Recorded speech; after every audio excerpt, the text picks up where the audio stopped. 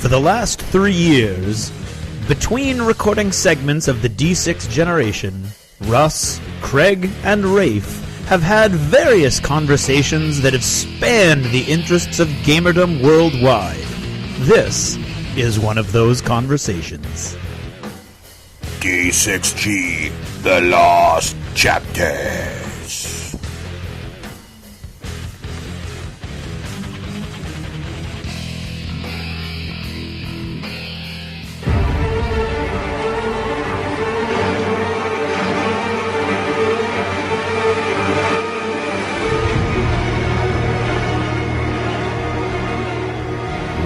Just spooky.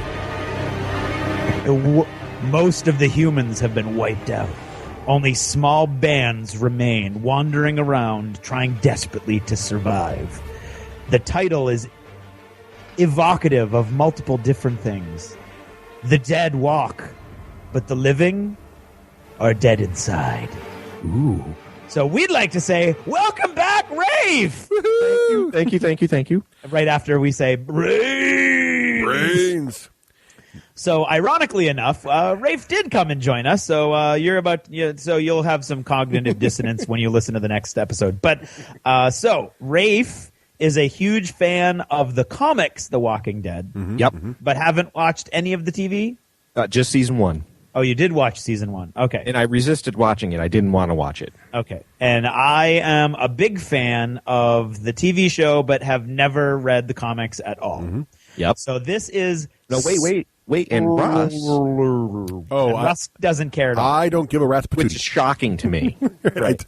Russ is going to play the part of Craig during a tech segment. Right. This is me saying, okay, that sounds interesting.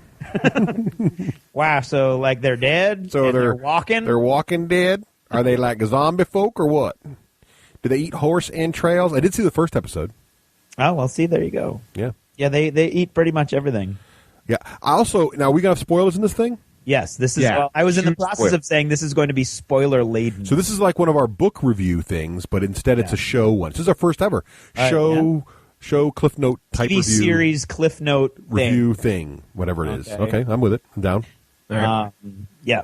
So Raef, Yeah. what did you think of the first season? Let's start there. Actually. Well, even before that, I'm very excited to be on the TLC because, as always, Craig and Russ always invite me, and I'm always like, I don't want to. I get tired. But Too late. I'm tired.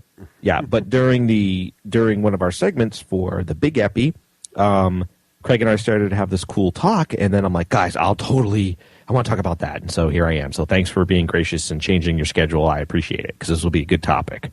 Right. Okay, so you asked me. I saw the first season in the first episode. Yes, and I've read up to whatever the current issue is. Over 100. Okay, so what did you think about like the? I mean, the first episode of the whole show is amazing, right? It's absolutely amazing. Now, do you know, was it written before or after 28 Days Later? I believe way after. Okay, because it's got a very similar opening, right? Yeah, that part's the same. It does. If I may, and I saw Walking Dead on the shelves a million times, and I walked by them because it's a black and white comic, and this is maybe where Russ comes in. I don't like zombie comics. I'm like, boring. Okay, yeah, you're dead, you eat brains, boring. Which is funny because I like zombie games. But anyway, I don't like horror comics, so I turned it over. But then, for whatever reason, I heard something about it, I read something about it, and Ian talks about this too. He's only one of the only guys that does letter columns at the end, and he answers as an author. And somewhere I read where he said, Craig, do you know about this? The whole premise is it's not about the zombies. It's about what do we do in an apocalypse, and Robert Kirkman chose that apocalypse to be zombies. Yes, I've heard of that. Yeah. So once I learned about that, I was totally hooked. And that's why I think, Russ, if you could give it a chance, even in the graphic novels or whatever, as a gamer, I think you'd like it because it's not Dead Rising or any of those games. Yeah, I like the parts I've watched. Right, I like. I kind of like the zombie. Like I've liked some of the zombie novels, the recent ones. But I like when the focus of the show is how do we beat this thing, and this is more a focus of this small band of individuals, Yes, just trying to survive in a world where you can't fix it, right? So You don't know that you can't fix it. Well, but it's not focusing. You're pretty sure you can't fix it. Yeah, it's kind of like in the TV version, you're pretty sure you can't fix it. Oh, in the book version, or the comics or whatever, you don't really know what's causing it, and so they're not really. Okay, so back on task then, Yes. which will be on point with Russ's comment also. Yep.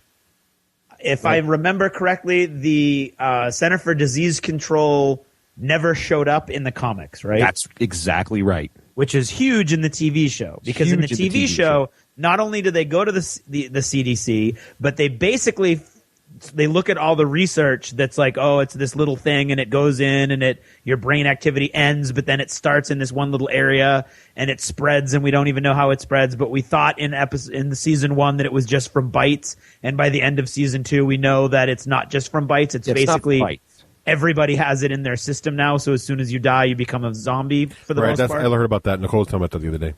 My wife likes the series. She has some issues with certain episodes, and she's read the comic also, but she enjoys the series in general. Yeah, that's what's so cool, Craig, is in the first one. So for people who somehow have crawling under a rock and don't know it, you have Guy Rick. He's main character. He's out on a beat with his buddy Shane. They're cops. There's a shootout. Shane goes into a coma. Boop, wakes up. You don't know how many. I don't know if it's months, years. You get the sense it's maybe months later. Wakes up in a hospital. This is the comic, and this will blend into the TV. And he's like, hello, nobody's around. There's IV drip still in him. He's in his gown. He's like, what the frick? Looks as the hospital room's not destroyed. Opens up, gets out of his hospital room door. There's papers everywhere. No bodies, no blood, no nothing. This is comics. Mm-hmm. Looks around. He's like, what is going on? Some light bulbs are hanging down, and he kind of walks to the end of a corridor. No blood, no zombies, no death, no nothing. Just empty.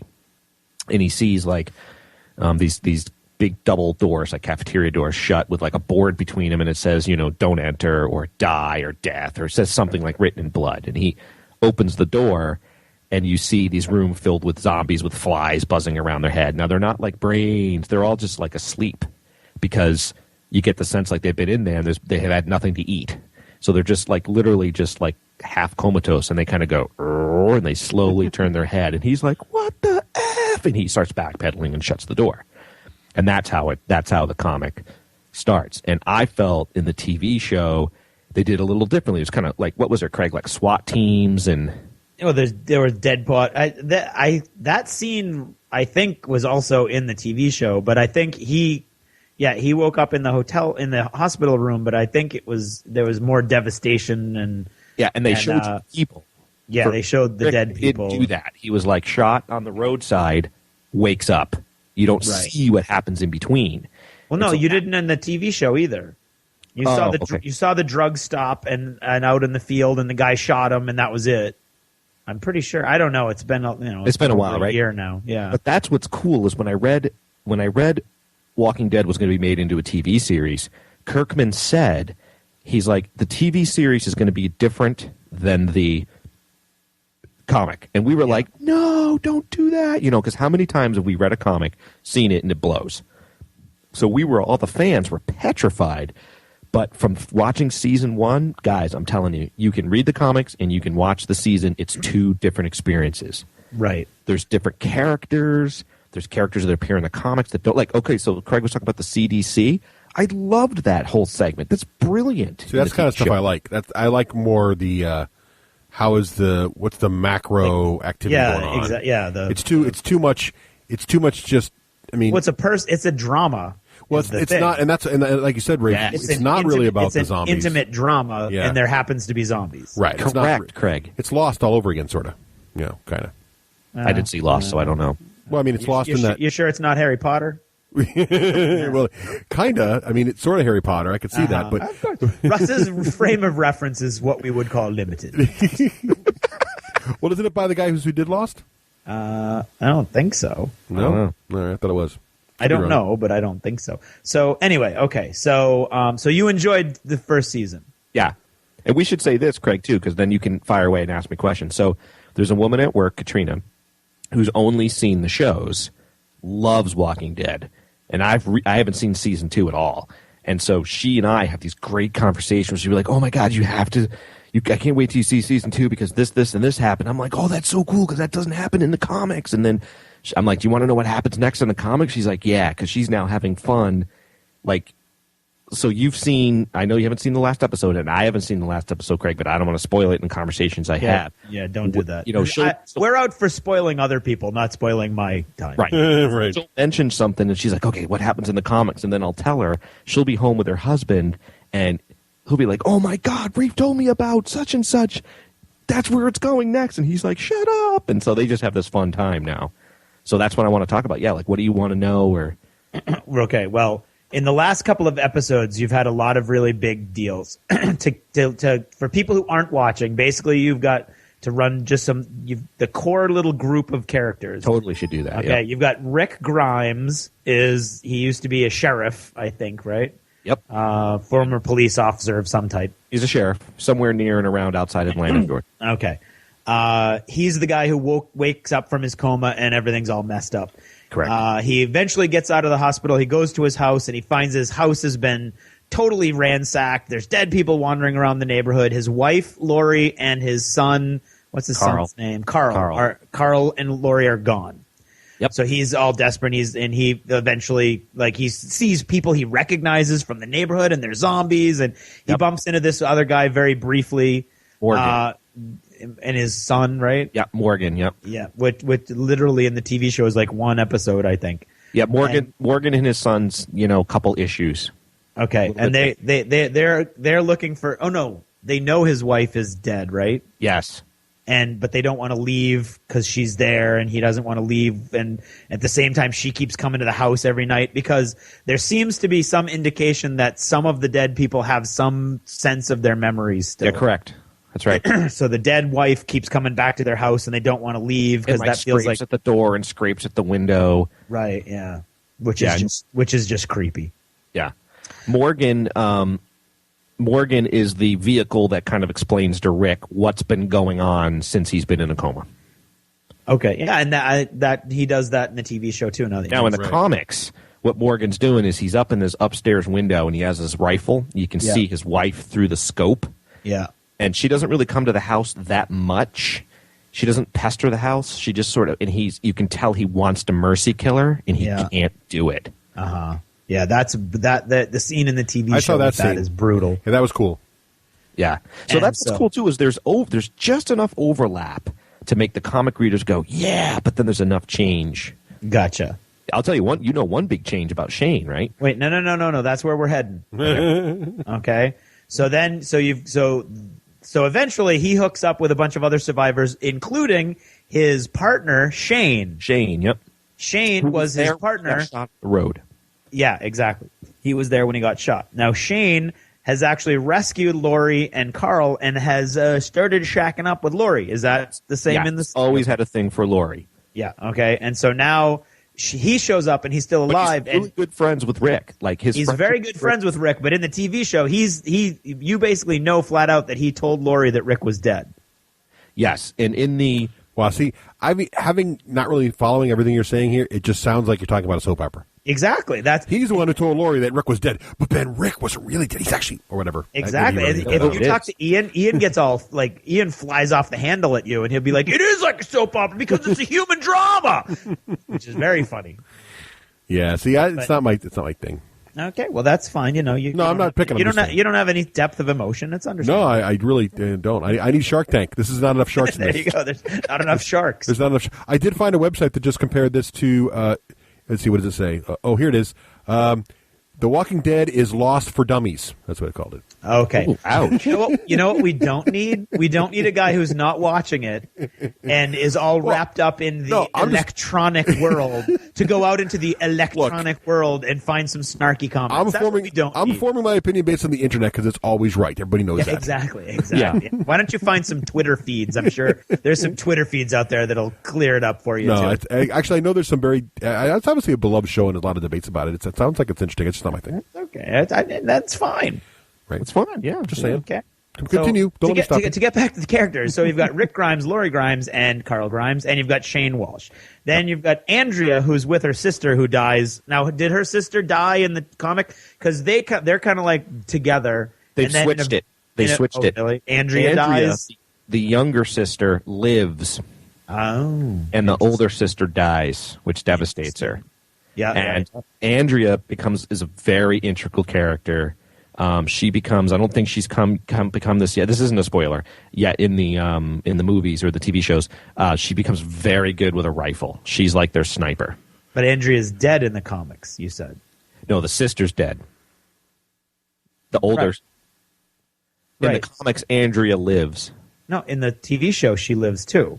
I thought it was the older sister that. The older sister lives, and her name is Andrea. Oh, so that's what they did. In the comics, the older sister dies, and her name is not Andrea. Okay, so Andrea, the name is the same, but it's the older sister in one and the younger sister in the other. There we go. Okay, yeah, she's gotten pretty good with a gun. Yes. Then you have Glenn, who's like just a really nice, calm, kind of freaking out Asian guy who's just a really nice guy. He's their super forager. Yes, he's really good at going out and finding food and stuff like that. And not getting caught by the zombies. Yeah. Then you have Dale, and Dale is the old man who has his own motorhome, and he's kind of like his motorhome sort of forms the center of their group when they're on the move. I saw the one they had to repair their motorhome. I saw that one. Yes, yeah. Well, they have to repair their motorhome on a fairly regular basis, which is causing them serious problems at this point in the series. Yes. And he lost his wife. He loved his wife, like married to his wife like 40 years. Right. Yeah. Loses his wife to the zombie apocalypse, and he's just like he's not quite resigned on dying. Like he has this will to live, but he's basically like, my wife's gone. What is he as preachy in the comics? Okay, because he's very much the morality of the group. He's kind of like the moral compass of the group, and he's always like, we need to think about this, and you need to think about that, and we can't do this, and we can't do that. So he'll counterbalance Rick, but he's not preachy. Okay. Then I believe the character Daryl, who is one of the most popular characters on the TV show, never existed at all in the comic. Does not exist in the comic. Yep. Daryl is awesome. He is like a redneck, backwoods, hick guy who doesn't like black people and he doesn't like Asian people, and all of a sudden his world is turned upside down. And he realizes, wow, maybe I was wrong on all these different things. And he's still just a kick-ass guy who's really, really good. He has a crossbow because he knows that guns attract the zombies. Yep. So he takes people out with crossbows. Quite often he'll take one guy out with a crossbow and then he doesn't have another bolt in. So he'll actually pull the bolt out of the head of the one he just killed and shove it into the head of the next one. So he's got some really badass moments. And then you've got T-Dog, which I think is a composite character from the comics. T-Dog's the black guy that, like, in season 2 he has not seen a lot of action. Yeah, he's some sort of composite. Yeah, he's like what did he start as a gang guy in the TV show? Yeah, I think in season 1 or something like that. And in the comic, isn't they're an African American guy that's like a professional level guy or something. I don't know, but. Like I said, he doesn't really enter into it all that much. And then you've got Carol, right? Carol's the older woman. She had the daughter. Nope.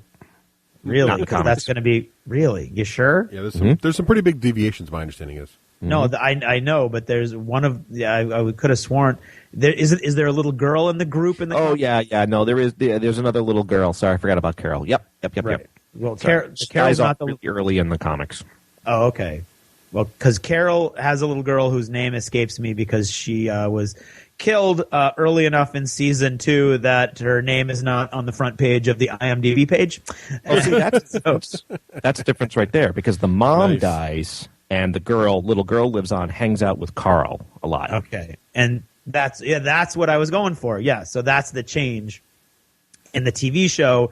Season 2 opened with. She wanders off, and they can't find her. And the first half of the season, they're trying to find her. And come to find out, here's your first big spoiler: she's been dead as a zombie in this barn that's being kept by this family that's Basically, they've got this huge farm, and it's all fenced off and everything. So the zombies Herschel's farm, right? Herschel Green.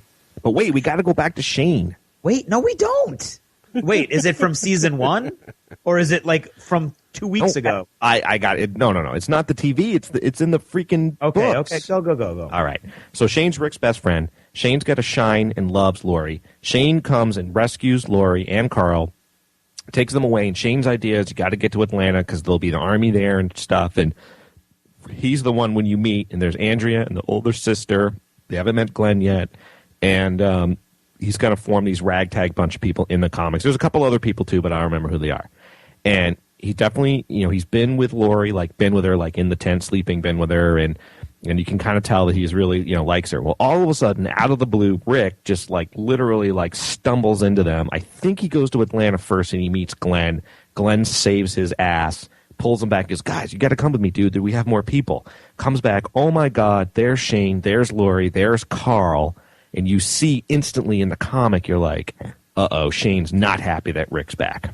Right. So he totally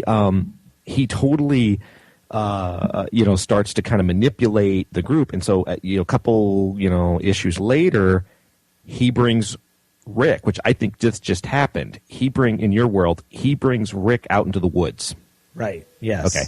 I didn't want to do any spoilers for you. And from reading the comics, Shane's going to freaking kill Rick.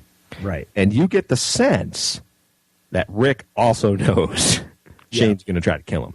This is way early on in the comics. Really? Okay. Oh yeah, way early on. And all of a sudden, Shane pulls a shotgun on Rick, and Rick's like, "Seriously? You're gonna have to shoot me. You're gonna have to kill me." And he's got a gun, and Rick's holding his 6-shooter, and he's got a gun, and all of a sudden, blam! Carl kills Shane. Oh. Yep. Wow. So his son protects the father, shoots Shane.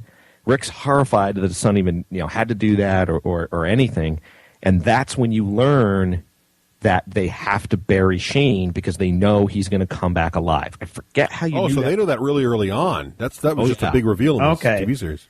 Okay, but I interpreted it somehow like they knew they had to bury Shane.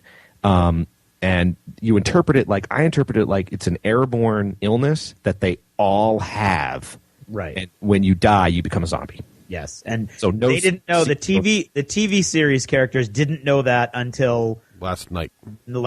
Basically a week ago Sunday. Which, by the way, here's a bit of good news from the Intertubes. Apparently, that the season finale this year of The Walking Dead was one of the highest rated, the highest rated cable television show for adults ever.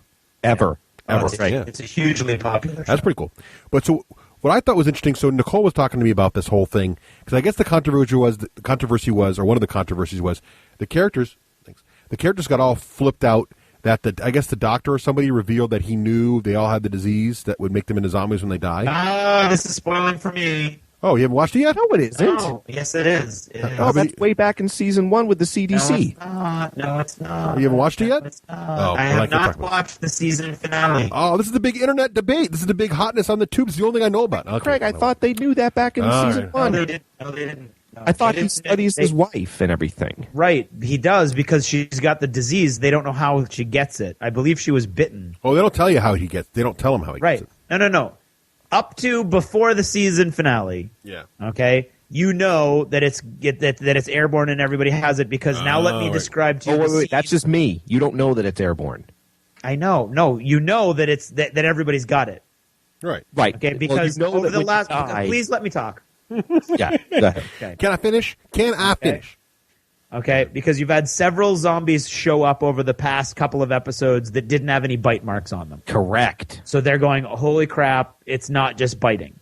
Right. Okay, including this poor guy who was, he's not a poor guy, he was actually a really bad guy, but he was in the wrong place at the wrong time. Shane brings him out into the woods, pretend he was a prisoner. He brings him out into the woods saying he wants to join the guy's team because they're a bunch of bad guys. And the guy's like, oh, you'll love it with us. We don't have any rules, blah, blah, blah. So he brings him into the woods and then snaps his neck. Nice. And then he runs back and it's like, then it's kind of gross because he headbutts a tree 3 or 4 times to make it look like he got beaten up. And then he runs back to the group and he's like, oh, the guy got away. He beat me and he got away. We got to go split up. And every now and then the TV show's kind of like, what? Because like at this moment, okay, it's about to get dark and there's zombies everywhere. So we have to split up to try to find the guy. So they're all like, okay, let's split up. And of course, Shane and Rick go off. And then what happens is the scene that you're saying happens really early in the comics where Rick and Shane are together and Rick is kind of walking, and I didn't put this together at all. This was a very, very surprising moment for me because all of a sudden Rick stops and goes, you think you're going to be able to just walk back with me dead and they're not going to know you killed me? And I'm like, holy crap! And so when that all breaks apart and he comes out and he's got his gun and they're pointing their guns at each other and he shoots Shane and kills Shane. I just had an epiphany, Craig. Rick does, but let me finish. Oh, sorry. Okay. Rick, can't I finish? So Rick shoots Shane and kills him. Mm-hmm. And as he falls, and he's like crying, and he's like, you made me do this, you made me do this, I didn't want this, you made me do this. As he falls, he reveals Carl standing behind him. And Carl's like looking at him, and Carl's had this kind of like idealizing thing with Shane the whole time. And so there's his dad has just shot him, and Carl slowly brings his gun up and starts pointing it at Rick. And It's this really dramatic moment where Rick is like, no, son, you don't understand what just happened. That wasn't my fault. That wasn't my fault. And the kid's like, he's got this huge gun and it's shaking and it looks like it's pointed right at Rick. And all of a sudden, boom, he shoots and the camera pulls back and you see that Shane has risen as a zombie and Carl has shot the zombie in the forehead. Actually, I think that's what happens in the comics too. Okay, so that's how you figure. Oh my God, you don't have to be bitten. You did know that they come back. No, but there's no doctor or anything. There's no what you're describing is a scene that I haven't seen yet. Well, Craig, I just realized I told you and remembered wrong. That is how they figured out you don't have to be bitten. Shane dies human and reanimates, and they're like, what? Yeah. That's how they learn when you die, you reanimate. And in the TV show, while that's happening, they find the guy with the broken neck in the woods, but he's a zombie. Yep. And so they're like, holy crap, you were our prisoner like an hour ago, and now you're out here with a broken neck and a zombie. They get him with a crossbow bolt, and they start looking for bites, and there's no bites. And so they're going, there's no bites. And then you've got that other thing that's happening out in the field.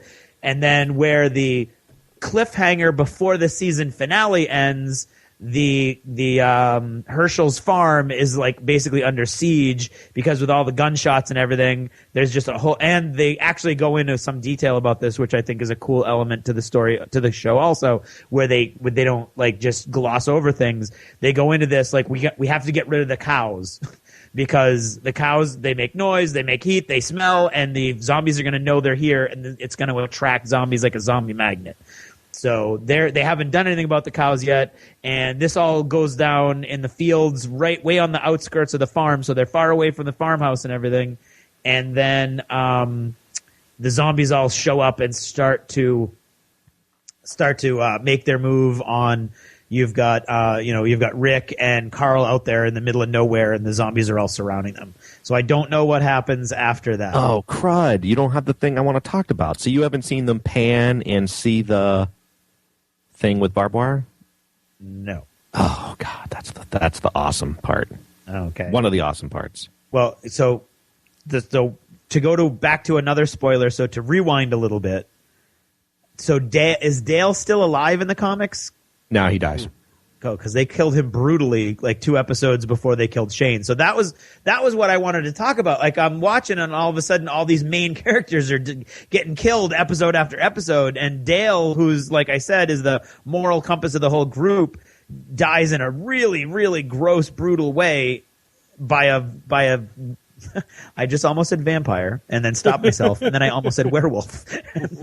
Anyway, so basically Carl is out in the woods and he's trying to figure out, like how to be a man and how to be a grown up. Yeah. And he finds the big thing about the Herschel farm is there's this half dried up riverbed that almost surrounds it with this mud flat.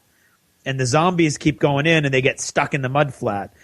And what Herschel and his family have been doing, Herschel's a vet, and his wife was one of the earliest victims, and he thinks it's a disease. He doesn't. Yeah. So he thinks there's a way to cure him. Right, and that's why they're keeping all these zombies in the barn. So it's his wife and his son and his stepson and like their whole family and all the people from the town are in the barn. way earlier in the episode, and that's when Carol's daughter is in the barn too. When Shane finally is like, "This is crazy," and he breaks open the barn so that the zombies come out and they shoot them all as they're coming. And of course, they kill like 30 zombies, and then all of a sudden, from the back of the back of the barn comes the little girl that you've been looking for the whole season. And that's the part that I don't really like, which I think ties in, Russ, with your aversion to it. Is there is definitely a sense of no hope. Yeah. Well, it's not even. Yeah, you're right. Yeah. No. Yeah, in the comics, there's no CDC, and so all you know is that when you die, you reanimate. And so there's you think, well, maybe when we go to Atlanta, you'll find out what's going on there, and you're not left without hope in that one. Yeah, in the TV show, you too much, but you're coming up on an area where I was able to have this conversation with the woman at work, and she had seen. I didn't know that was the finale. I just thought it was one of the series. But you're coming up to an area that we were able to talk about because, well, maybe we'll do another TLC at some point where some really radical stuff is way different. You know what? I will take one for the TLC team. All right, go ahead. Well, before we get there, what's interesting with what you pick up at Herschel's farm in the comic is Maggie. Do you pick up Maggie? Maggie is the girl who ends up with Glenn. With Glenn, yeah. Yeah. Yes. Okay. Yep. All right. And Dale lives a long time in the comics, so that's what I thought. You get to like Dale a lot as a character. And he actually falls in love with Andrea. He doesn't want to. She falls in love with him, which, again, you got this whole huge age gap, 40 years or maybe 30 years age gap. And she's like, I love you, and you can love again. And there's this kind of, again, it's an interpersonal story. He's like, look, you could be my daughter. I don't, that's ridiculous. Mm-hmm. And, you're just saying this because we're in an apocalypse. And no, I'm not going to love you back. So there's a lot of issues where you're like, you can love again, Dale, that kind of thing. Yeah. And then he dies. So I think Dale is actually one of the first characters, other than Shane, but you kind of don't like Shane because he's warming in on Rick's woman and stuff. Right, yeah. So I think Dale's like one of the characters we learn, in the Letters comics, it's like, what the heck? You killed Dale? Yeah. Like, how could you do that? He's my favorite character. And so you kind of learn, like, it's an Eddard Stark moment. Yes. But what's also cool, you might have to take two hits for the team, but you'll still think it's cool, is you meet a woman named Michonne. Okay. I don't know how it's pronounced. It's Michonne. I don't know if it's McConaughey or Michonne. I call her Michonne in my head. Okay. Michonne is a samurai-wielding, cool, black woman, bad A double. She's in the TV show too? She just appeared. Okay. She just appears. She's going to be down here where it says there's only one, the person's only got one episode. She's a main character. Right, but right now she's only been in one episode as well. Oh, yes, she's the one. Okay? And this is the part I love, Russ. Yeah. You don't find this out right away. She's a lawyer. So you find Michonne. She's wandering the wilds outside of Atlanta. She has zombies kind of in tow. She uses them as like stink bait. So in other words, she's like lopped off their arms and like chained to her and stuff, which I think is also in the TV show. And to use them so the other zombies don't bother her. And she's just the silent wielding, and she is just devastation with a samurai sword. And you find out what her story is she, same thing as Rick. She just kind of like woke up and not in a coma, but she's just like, what the heck? Goes into this house, finds a samurai sword, and has just kept herself alive all by herself for months and months and months. So Rick's instantly impressed with her. She joins the group way early on, I think even before Herschel's farm. And so in the comic. In the comics. Yeah. So I think that's one of the things that when my friend Katrina, she was like, oh my God, there's Michonne. Because I've been talking about Michonne. I'm like, they don't have Michonne in the TV series. But then here's the other hit for the team. Okay. They leave Herschel's farm and they look over the horizon and there's a prison. Uh-huh. And they find this big prison with barbed wire and fences. And they're like, this could be pretty safe. So they go in there. There's some prisoners. In the comics, there's all sorts of cool characters you meet. There's this whole interplay with the group, the traveling group, Dale and Andrea and Glenn and Rick and Shane's dad and Lori and Carl. They all treat the prisoners like prisoners. Uh-huh. And so there's this lot of debate and writing about, wait a minute, we've like killed people. We're living like savages. Maybe we shouldn't be judgmental about these people anymore. Because there's, they're kind of like, well, should they join our group or not? There's this big debate.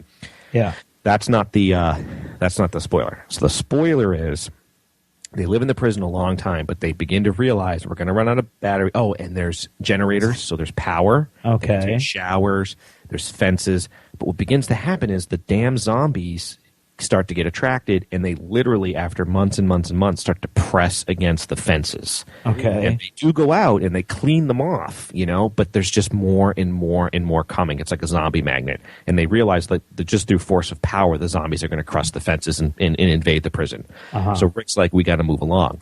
When they're moving along, zombie horde pops out of nowhere. He's got Carl. They're running ahead. Oh, Laurie's pregnant. And you know this in TV shows too. Yes. You're pretty sure it's Shane's baby. You're pretty sure that Rick has no idea. Laurie's not going to tell. Oh, in the TV show, she already has. This is totally a soap opera again. I mean, who's it's a pregnant? soap opera again. Who's the dad? But in the TV show, she's already told him. Okay. So he knows everything in the TV show. Yeah, doesn't really know. Suspects, but doesn't know. Okay. She has the baby. I think she confesses in the prison. He's like, I don't care. I'm going to love her anyway.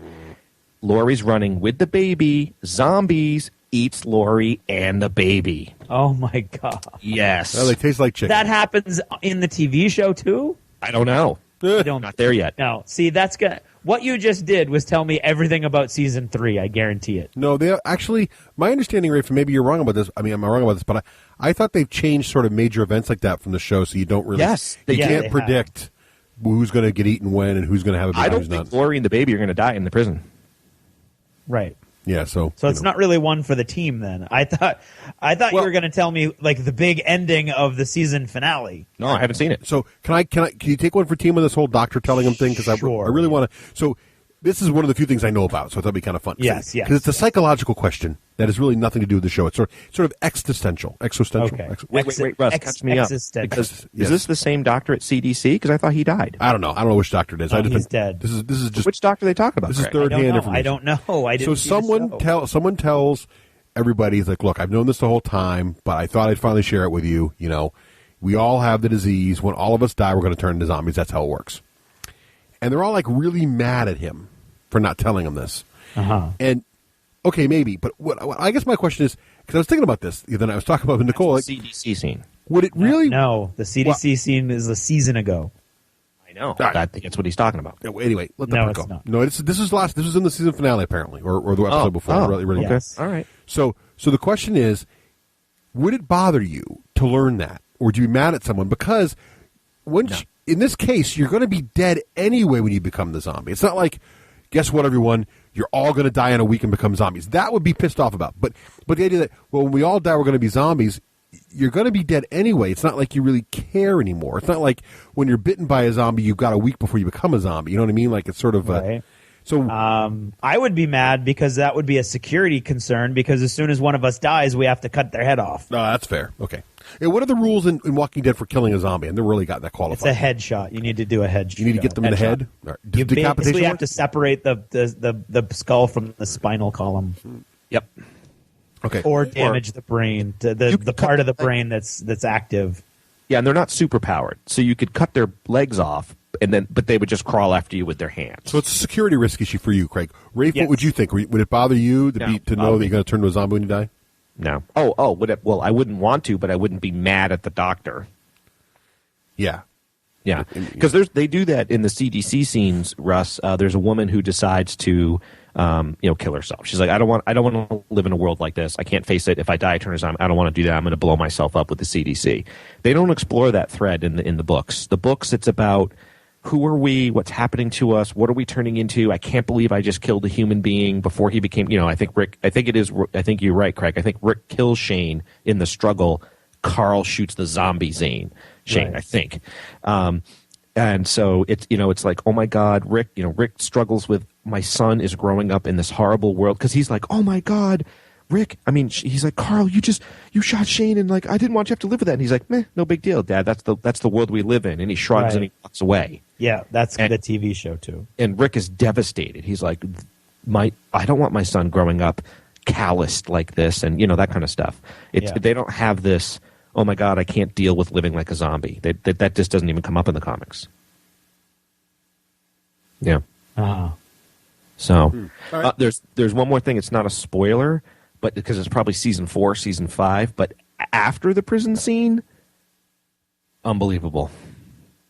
There's just a group of people that in the comics, like it just asked Dave Farr because Dave's read it. He was like, "Oh my God, it's mind bending." So the guy Dunks here is starting to look at us funny because we've been talking about zombies for 40 minutes, And we never even mentioned we were Dunks. Right. So let me ask you this: how would you rate The Walking Dead as a? I know Rafe, you were mentioning in the show coming up. No one's heard yet that it was a major blow to my geek cred that I have not watched the show. But in terms of like a must-view television event, is this like, how would you guys rate this from that point of view? I would say it's a 4+, and it's a +1 if you like. Actually, it's a +2 if you like zombies, and it's a -1 if you don't like nihilistic stories. The TV show now, I can't speak to the comic, but it's a -1, so it'll be a 5+ if you don't like stories that the good guys and the bad guys are various shades of gray, usually dark gray, and there's really no hope. I think it's a 2+ with a reroll. Any geek with Geek Craig has to either read the comics or watch the show. 2+ with a reroll. So you're saying like everyone who watched the show would love it pretty much, except for 1 out of 10 people? No, I'm not saying they would love it. No. I'm saying you have to see it to call yourself a geek. Because like you don't prefer it. You're like, nah, I don't like the soap opera part of it. Yeah, I don't. Like and you're not a huge comic reader. No, but you suffered through this conversation. So but I like a lot of zombie stuff. I mean, I loved Zombieland. I like World War Z. I mean, I do like a lot of zombie stuff. This doesn't. But if you look at Zombieland and World War Z, Zombieland is very tongue-in-cheek. Yes. And as long as there are Twinkies, there is hope. Exactly. And it's got Bill Murray, which is always winning. And World War Z, there is hope because humans eventually win, because that's the whole backdrop of that story. Right. So, which is my I mean, I think my rosy-colored glasses are well established. I like stories that have a happy ending, which makes this hard for me. Like the first half of this season, I hated. Because they kept setting you up like Rick started praying and it was kind of a sucker punch. It was a religious sucker punch in this season, which I don't appreciate, because it was like, I've never been religious, but I need to look to you for help. And then he started seeing all these signs and all these hopeful things, and then nope, she's dead in a barn. And it was like, there is no God, there is no hope, which is fine if that's the world you're creating, but I don't like that hopeless. It just seems like they're stripping all the hope from like the CDC thing. The CDC thing, they found out it was worldwide, and they found out that it was worse in most places than it has been in America, and France was gone, and all these other places were gone. And so there's literally they were like, well, there's only one place on Earth that could be trying to find an antidote or trying to find a cure, and that's in France, and that just blew up. So you're like, oh, okay, great. Well, you're right. I forgot all about that. See, it's definitely not as nihilistic in the comics. I mean, you sort of assume, like, well, no helicopters have come from Washington, D.C. to save them, so you sort of kind of assume it's nationwide, but you have no idea if it's worldwide. Right. And you see them struggle and survive, and then you think they're going to be okay, and then another round of zombies comes. But no, there's definitely it's not. Right.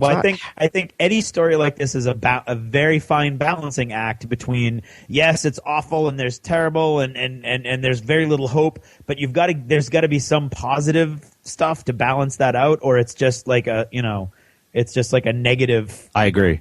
Drain. The comics, I think there's way more positivity. I'm not sure where it comes from, but no, I don't. Is it maybe because there's no CDC scene? Is it Mr. Bluebird on your shoulder? I think it might be. That might be. The bluebirds are at my feeder. Yeah, because they're all dead. So, Russ, was that totally boring to listen to? No, it was interesting. I don't really. It didn't. Some of the combat stuff kind of was interesting, like the crossbow stuff you were talking about, and the girl with the samurai sword who's not in the show yet, but would be probably someday. That sounds cool to me. But again, the soap opera part just drags for me, and I just get bored. I usually, like Nicole, will watch it when I'm like in the living room. I'll just pass out. It doesn't really hold my attention for whatever reason. I don't know. I just have one quick question for that. That's how I view Star Trek Next Generation.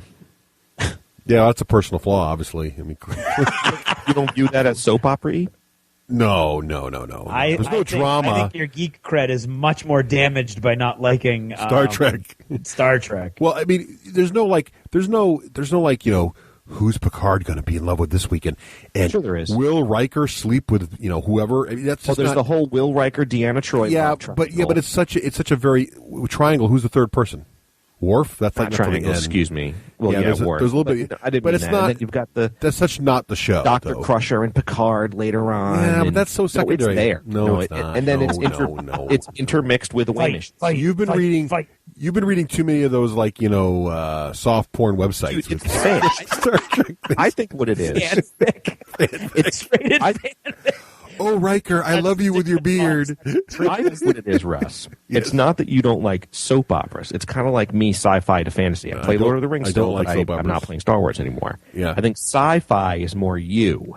Because it is soap opera-y. It's interrelationships on the ship Well, and it's then like- going away missions. Well, no, it's like they said. It's like the producer of the show said. It's not really about zombies. It's really about the drama, right? The zombies are just a backdrop.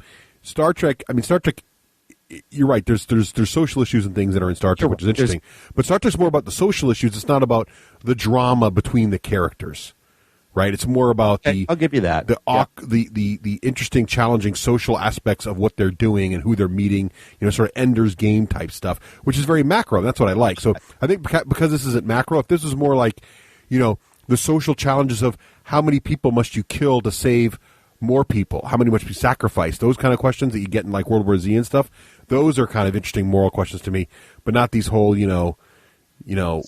Shane slept with Lori and is having his baby. And, It's just interesting because like those things, it becomes about stuff that you wouldn't expect it to be about if you were in the apocalypse situation. Very true. You wouldn't really be. I think you'd be kind of working not to be pregnant at that stage of your life. Things to worry about. A new baby would probably be low on the priority Dude, if list. it's the end of the world, what's the first thing you're going to do? You're going to get busy. But Aunt Chicka Bang Bang. Right, that's what Shane did. I guess, but the problem is, who's going to deliver that baby?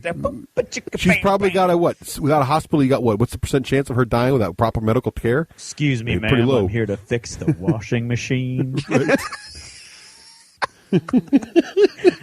And on that level, I think we should probably leave. And that's a wrap. Thanks, Raef, so That's much a for wrap. joining us on the Thanks, Lost Chapter. Raef, for coming back. This was a blast. It's fun. All right. Oh, right. That was. And I don't even think I took any for the team. I was all braced too. Well, the Lori dying and the Wait, don't- baby you dying. should in have- the comic, you shouldn't have said I don't anything. take one for the team for the TV episode that I missed, which I seriously doubt that happens in the episode I missed. If it did, I'm going to be very surprised because I don't Right. think it does. The only person who possibly spoiled it was me, and I didn't watch the show. Right. So there But you now go. I'm wondering who this doctor is in the last minute. Because they're Maybe I could he's in totally the be prison. wrong. I Maybe don't even he's watch in the the show. prison. I could have made that all up. You don't even know. But Craig, they're at Herschel's farm. So where's the doctor? Oh, maybe he means the vet. Maybe they're in the prison. The Oh, vet. he means the vet. Oh, it's the vet. The I bet vet. it's the vet. Yeah. Oh, see, now you've spoiled it again. For a minute there, he thought he didn't have a spoiler, and now but I mean, he does. I'm okay with that because you already knew that. It just there wasn't any character to come out and say that it had happened, but you knew from the evidence that that's what was happening. He's a vet. Yeah, exactly. He's a vet. He's got to tell him that zombies are made from horses. Zombies are made from horses. Zombies are made from horses. Okay, seriously, we need to go. All right. Later, Guys, folks. One question, Craig. In the TV, do you get more of a sense like they know what it is? No, well, they know that it's like some kind of disease because the CDC showed them all of that research and the videos, right? Yeah. And then you know that it's spreading all over the world. And then you know from this season, the last few episodes where they start finding zombies with no teeth marks on them, that you don't have to be bitten, which is what the assumption has always been. Yeah. So now so it's Okay. I had already figured out, and I don't think I'm any kind of genius for doing it, that it was maybe airborne, maybe not. It doesn't matter what the vector is. The fact of the matter is that it's in everybody now, and as soon as you die, you become a zombie. Yeah. Okay. Right. Cool. All right. All right. See you next week. Thanks, Okay. Rafe. Bye.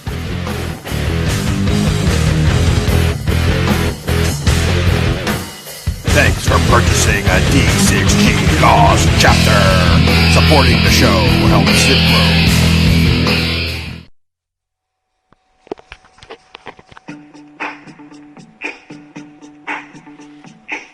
Yo, D6G. Let's kick it. Dice, dice, baby. Dice, dice, baby. I can't stop. To every show I've listened at over 3.5 hours per session. Podcast has a hold of me tightly. Show that I download almost fortnightly. Will they ever stop? No, please don't go. Turn off the mics and fill me with woe. These zombie gamers share their time to their utmost. Let me now tell you about the first of the co-hosts, Russ. His recognizable voice rises an octave and speeds up with choice gaming. Accepting Agricola. Wait, is this black cube a cow or a zebra? Blink for your ka-ching, he spells things his way. He loves innovation, his orders can't play. If there is new hotness, yo, he'll tweet it. Check out the show and you'll get an achievement. Dice, dice, baby. D6G, dice, dice, baby. D6G, dice, dice, baby. They did not rate Pandemic. So next up, Craig is a modeling master. With his dry brush skills to sand tiles of plaster. Quick to create terrain and buildings. eBay's it all when magpies go flitting. Ranting at black shirts, wearing backpacks. He goes crazy when you veer from facts. He sends Charlie, seeking truth with paddles. Prefers the games that allow him to battle. Rolling, tons of ones in a row. Though his luck sure sucks, his paintings on show. His soundboard has echo, awesome from the get-go. And he writes, eloquent fellow. Don't interrupt him or you'll lose cash. The Guinness flows from McNernigan's pub stash. He rapid fires wrong at random Raef, or aka HD Hollywood loves to eat, even though he's recording facts and planning something he finds boring. Squirrel! Yes, he tends to flake out. Loved by the Irish, but he chose to bow out. Whiskey and craps are his loves. His comic book collection should be handled with gloves. Patents were an entire show. He signed a pen, then he had to go. Lately, it's just Craig and Russ left. Show is still great. I'm not bereft. Craig is on the Twitter, and Russ is pointing out all the segues he is making like a real pro. I bought the games. I cannot complain. They steered me right, avoided everything lame. I'm not disappointed with this epic. Please do not think that they rated Pandemic. Dice, dice, baby. Oh, roll the dice, dice, baby. D6G, dice, dice, baby. They love their dice, dice, baby. So you should. Take heed, because Owen's stories are epic. The dragon loves his tea and thinks Torchwood is pathetic. Karen, who created for his birthday LOTR cake with minis for Craig, chose to leave being pregnant with Reese. Cabbage and hash, her St. Patrick's Day treat. Competitive wife, she keeps a score in the box lid. She loves to shop, but she is also a gamer. Nicole is up next. She is a geek mom, but her chief passion is sci-fi. And she knows Hunter first, Starbuck is a man, and Twilight is the worst. All the contributors have made the show great. The 3Z plus the guests minus all hate. If there is a game out there, they'll score it. 100 shows and they just keep on soaring. Dice, dice, baby. D6G, dice, dice, baby. D6G, dice, dice, baby. Their humor's not too horrible. D6G. Yo, man. I must rate it a 1 with a reroll.